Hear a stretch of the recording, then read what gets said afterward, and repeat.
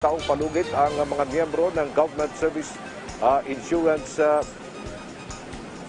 System.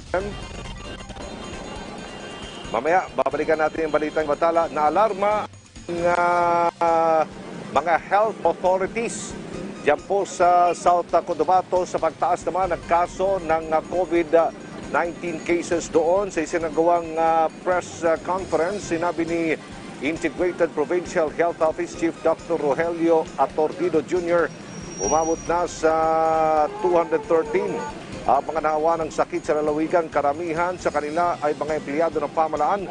Paliwanag ni Atordido, ito'y sanhi ng kaluwagan sa pagsunod sa minimum health standards sa mga opisina. Nag-ikot din si Atordido sa ilang opisina at nadiskubreng nawala ang social distancing, ang hindi pagsusuot ng face mask at face shield ng ilang mga empleyado.